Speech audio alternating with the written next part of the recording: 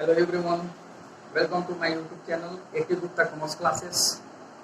Dear student, आज मैं आप लोग के साथ पार्टनरशिप अकाउंट का एक बहुत ही बेहतरीन चैप्टर डिस्कस करने वाला हूँ, जिसका नाम है रिकॉन्स्टिट्यूशन ऑफ पार्टनरशिप फॉर्म। इस चैप्टर में हम लोग बहुत सारे टॉपिक को डिस्कस करेंगे जो आपको class 12 CSCPT, CS foundation, CMA foundation में हेल्पफुल हो सकता है। तो चलिए देर न करते हुए आज की क्लास को स्टार्ट करते हैं, आज के टॉपिक को स्टार्ट करते हैं, जिसका नाम है reconstitution of partnership form.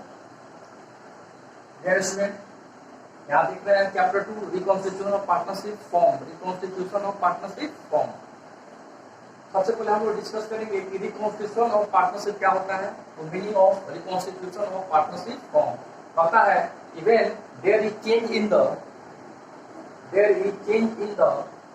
relations without affecting the existence of partnership, it is called reconstitution of partnership. उसके बाद हम लोग डिस्कस करेंगे occasion when reconstitution of a form can take place.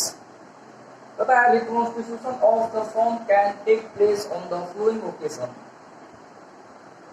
सबसे पहला हमारा जो कारण होगा change in the profit sharing ratio among the existing partner. दूसरा है addition of a new partner, retirement of an existing partner, death of a partner, amalgamation of two partnership form. अमालगेमेशन यानी कि मर्जर, जब एक कंपनी दूसरे company से मर्ज हो जाती है उसे हम लोग अमालगेमेशन कहते हैं। क्लियर है? ओके। तो आज हमने देखा कि रिकॉन्स्टिट्यूशन ऑफ पार्टनरशिप क्या होता है। कहता क्या है कि यहाँ पे कि अगर पार्टनरशिप के रिलेशन को अगर चेंज करते हैं, ठीक है ना, रिलेशन को बिना इफेक्ट किए हुए, बिना परिवर्तित किए हुए अगर हम चेंज करते हैं तो वो हमारा रिकॉन्स्टिट्यूशन ऑफ पार्टनरशिप कहलाता है। और ओकेजन हमने देखा कि 5 ओकेजन हो सकते हैं, ठीक ना। एक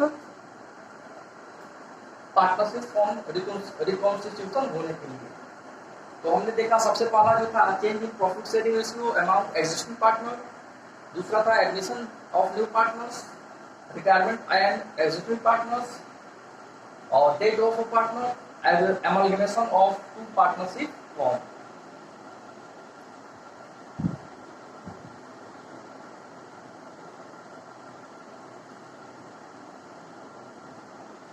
डियर स्टूडेंट, आज हम लोग बात करने वाले हैं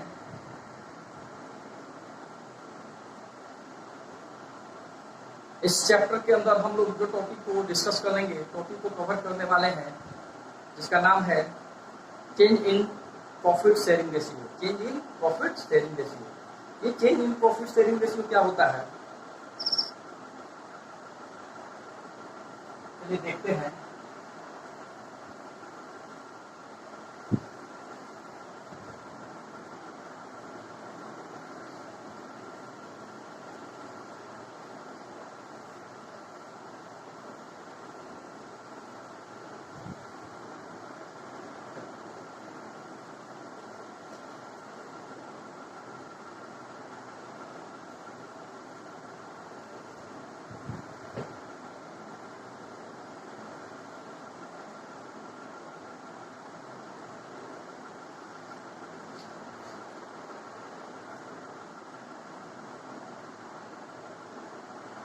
Meaning of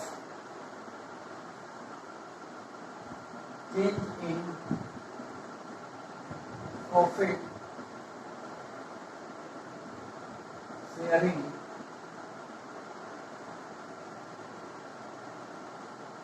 sharing ratio.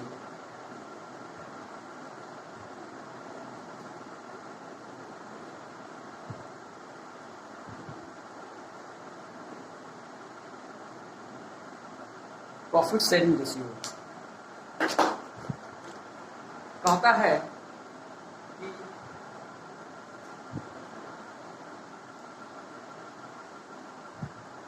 Profit sharing ratio, change in profit sharing ratio. कहता है change in profit sharing ratio means change in profit sharing ratio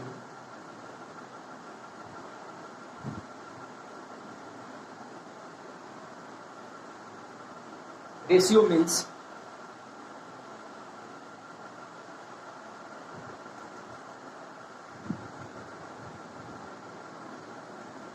the purchase of share, the purchase of shares, shares profit,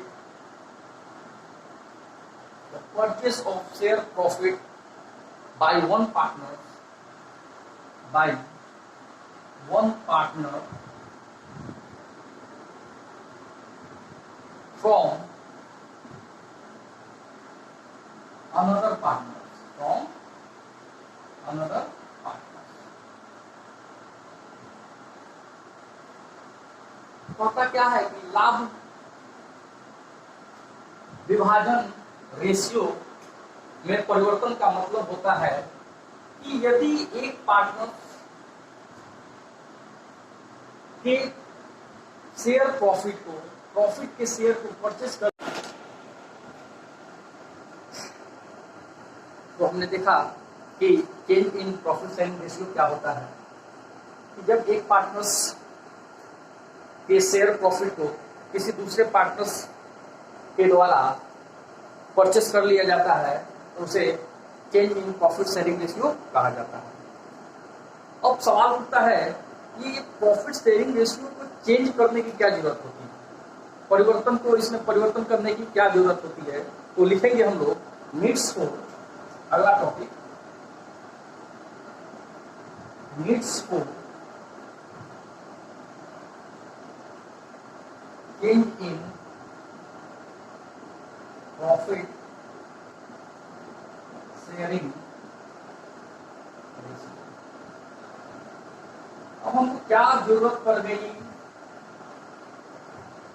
profit sharing ratio में change करने की, यानी कि लाभ विभाजन अनुपात में परिवर्तन करने की क्या हमको जरूरत पड़ती है।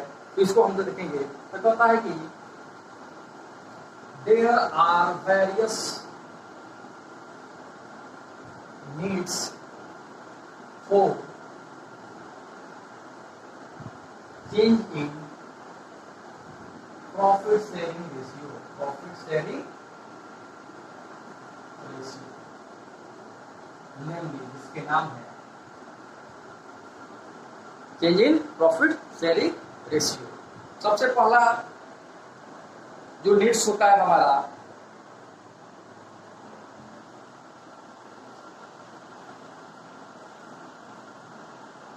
व्हेन पार्टनर्स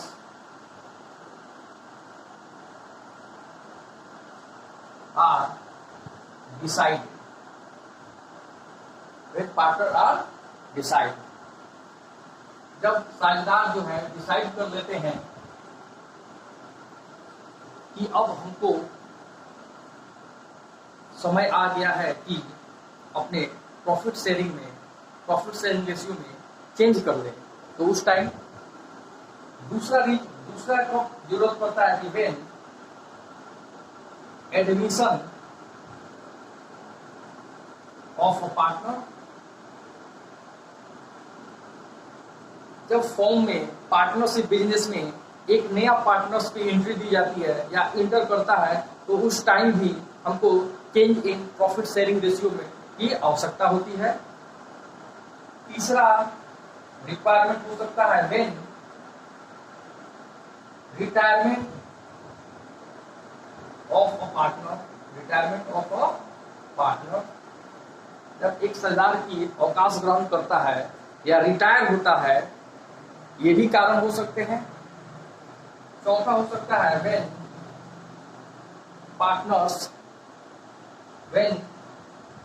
अ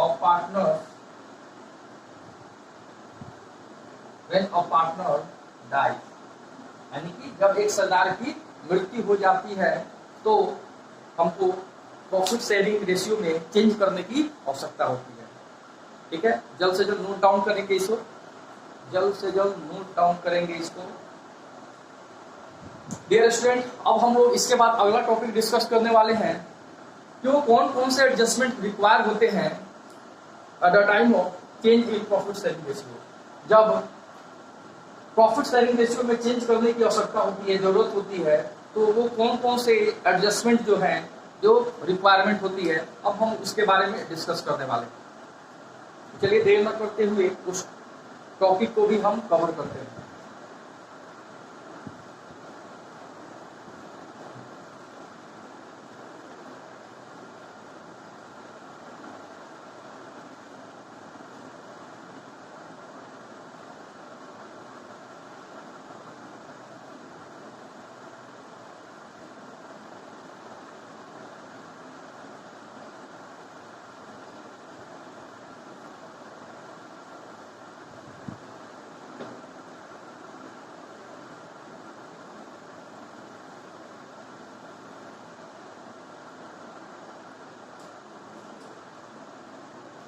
आज का जो क्लास है बहुत ही लॉन्ग चलने वाला है। इसमें आज हम लोग बहुत सारे टॉपिक को डिस्कस करने वाले हैं। तो चलिए हमारा अगला टॉपिक है adjustment required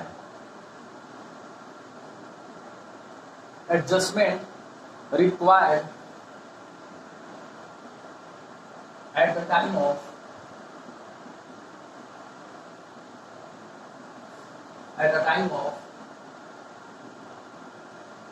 change in profit sharing ratio.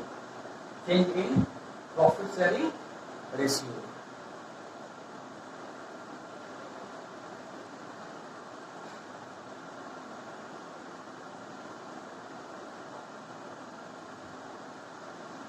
सबसे पहला जो हमारा रिक्वायरमेंट होता है एडजस्टमेंट का,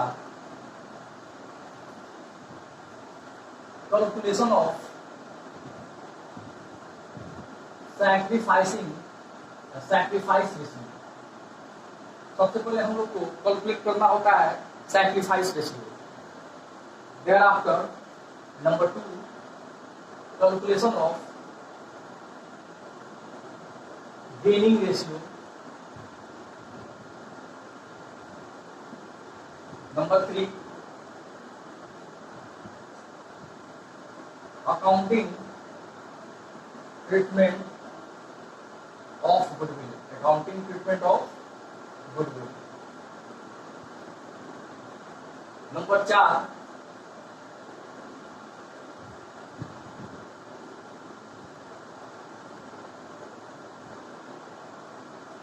treatment of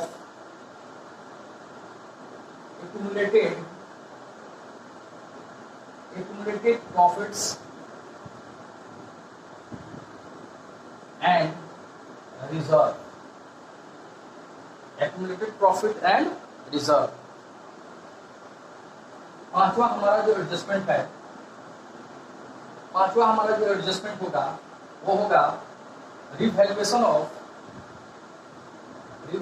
of assets and liabilities।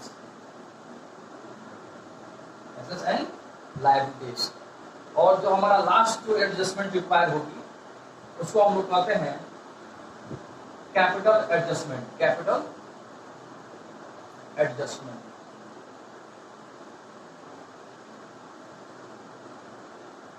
तो at the time of change in profit sharing ratio के समय हम लोग को ये 6 एडजस्टमेंट रिक्वायर होगी। सैक्रिफाइस रेशियो कैलकुलेट करना होगा, गेनिंग रेशियो कैलकुलेट करना होगा, अकाउंटिंग की गुडविल के लिए हमको कुछ अकाउंटिंग का टर्म एंड कंडीशन है उसको अप्लाई करना होगा, treatment of accumulated profit and reserve. हमारे पास कुछ एक्यूमुलेटेड प्रॉफिट होते हैं, लॉसेस होते हैं और रिजर्व होते हैं, उसको हम लोग को ट्रीटमेंट करना है अकाउंटिंग फॉर्म में। एसेट्स एंड लायबिलिटीज का रिवैल्यूएशन करना है, देन एडजस्टमेंट ऑफ कैपिटल करना है। चलिए नोट डाउन कर लेंगे।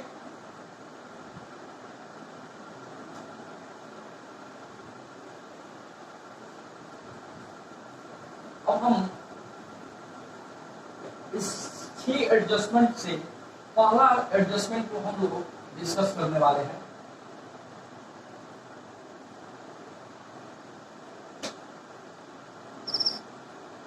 और नंबर 1 कहता है कि how to calculate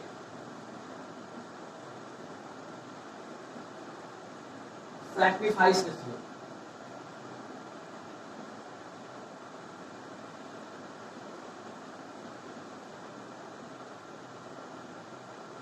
how to calculate sacrifice ratio.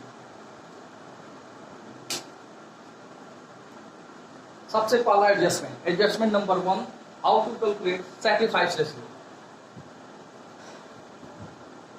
तो सैक्रिफाइस रेशियो का एक फॉर्मूला है,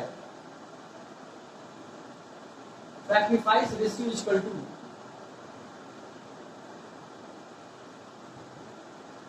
old ratio of partner minus new ratio of partners. New ratio of partners, इसको हम लोग दूसरे तरीके से ऐसे भी कह सकते हैं, sacrifice ratio equal to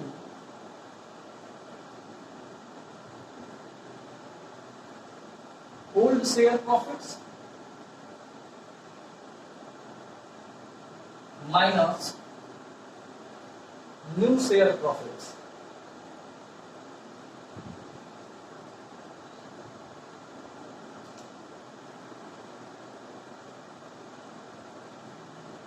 clear है?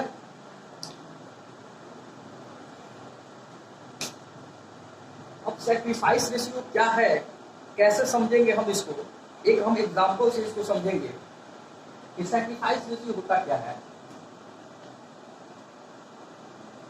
फॉर एग्जांपल,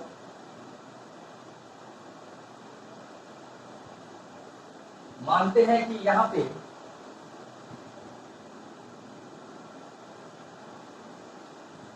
तीन पार्टनर्स हैं, मिस्टर ए,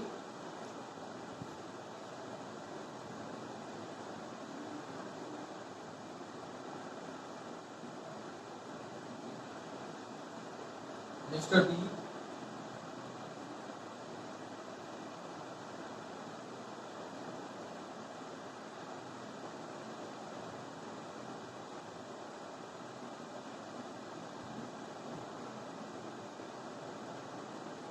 मिस्टर सी। देख पा रहा है? सपोज मान लीजिए ये तीन आदमी है, mister A, mister B and mister C. इन्होंने